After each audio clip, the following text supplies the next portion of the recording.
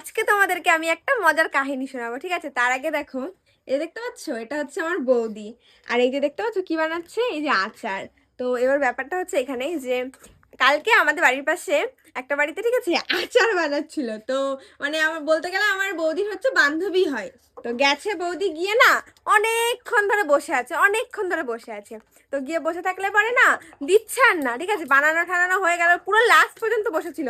তারপরেও দিল না আমার বৌদিকে একটুখানি, বান্ধবী বাড়ি কিন্তু, তারপরেও দিল না। এসে বলছে, জানিস অমৃতা, এরকম এরকম ব্যাপার।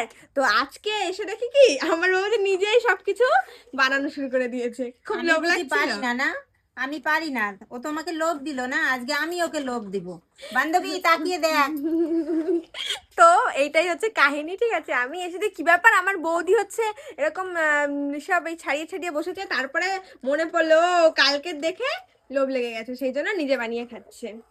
সত্যি সত্যি, এটা সত্যি কথা বললাম তো, বৌদি কালকে খুব লোভ লোভ লাগছিল, বলো। খুবই লোভ লাগছিল, দেয়নি, তাই বান্ধবীকে দেখাচ্ছি। আজকে আমি বান্ধবীকে দেখিয়ে দেখিয়ে খাবো। বান্ধবী তুমি তো দেবে না? কিভাবে এই যে বানিয়েছে, এই যে বানাচ্ছ, তুমি আজকে আমি দেবে? যেভাবে বানাচ্ছি ও দেখেই লোভ লাগবে ওর।